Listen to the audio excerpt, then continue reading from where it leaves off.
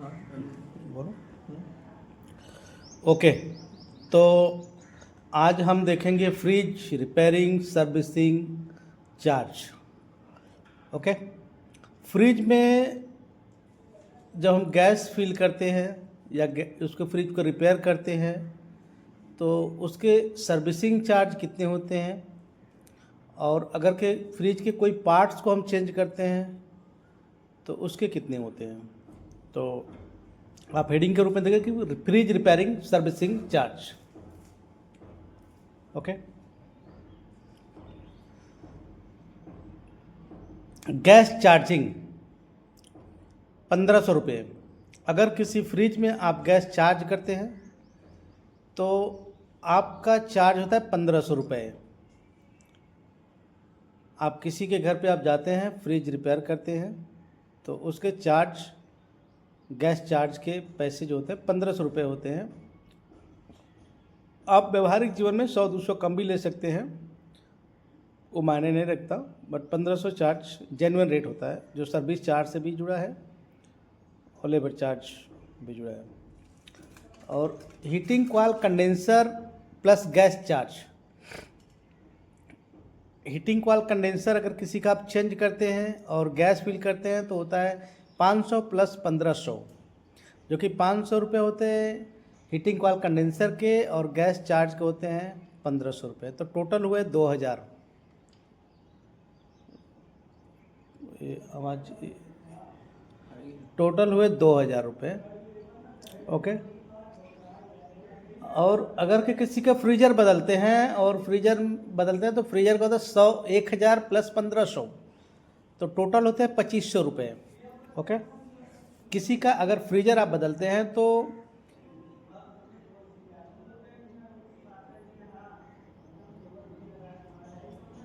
Capillary tube, अगर आप capillary tube बदलते हैं तो उसके चार्ज होते हैं 200 प्लस 1500 बराबर 1700।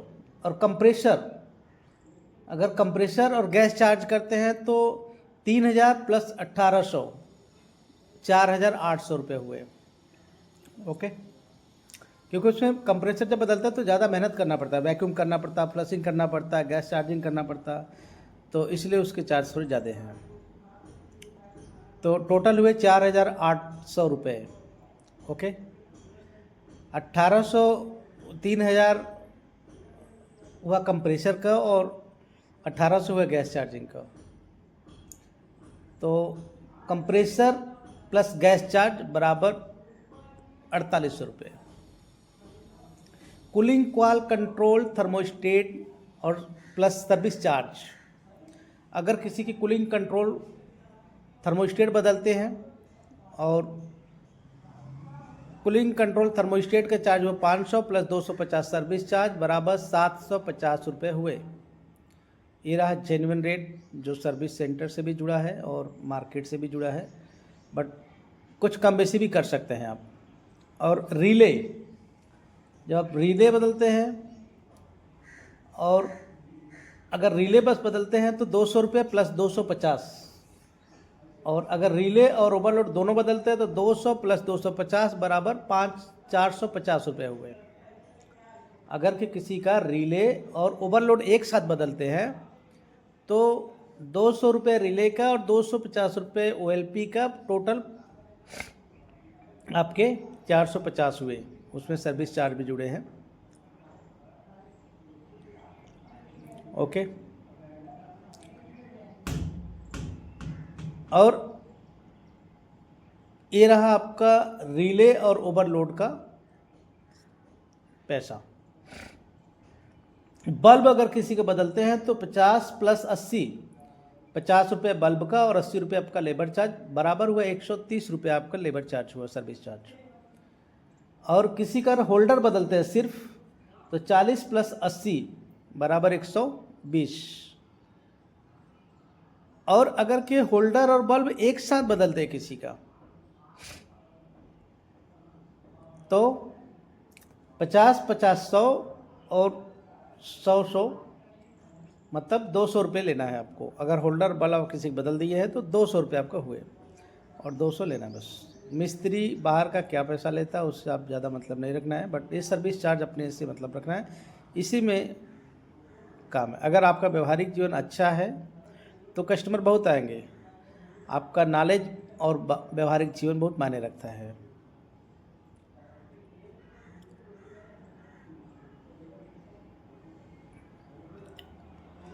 तो 40-40, अगर 40 बल्ब का 40 होल्डर की जरूरत तो 80 रुपया हुआ और 100 रुपया मजदूर, मतलब आप समथिंग 100 रुपये मटेरियल का और 100 रुपये अपना लेबर कॉस्ट ले सकते हैं, 200 रुपये ले सकते हैं होल्डर बल्ब बदलने के बाद। ठीक, समझ में आया? तो 200 रुपये हुआ। होल्डर और बल्ब दोनों एक साथ बदलते हैं तो 200 रुपये आपका चार्ज हुआ। ठीक है, तो ये सारे चीज़ें जो है वो एक सर्विस सेंटर से भी जुड़ा हुआ है, जो सर्विस सेंटर में चार्ज लेते हैं लोग। ठीक,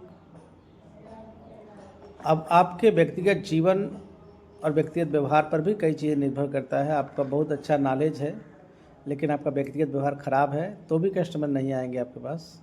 अगर आपके पास व्यक्तिगत व्यवहार बहुत अच्छा है, आपको नॉलेज नहीं है तो भी नहीं आएंगे। इसलिए आपको दोनों को कम्युनिकेशन करना पड़ेगा, आपका व्यक्तिगत व्यवहार और आपका नॉलेज दोनों को एक साथ लेके चलना पड़ेगा। और ये मायने नहीं कि जो मैंने लिखवा दिया तो फिक्स करके उतना ही पैसा लेना है, कुछ कम बेसी भी कर देना है, थोड़ा बहुत कम बेसी करके ले लेना है पैसा। बाकी आप जो काम कर रहे हैं उसका जेन्युइन रेट यही होता है। और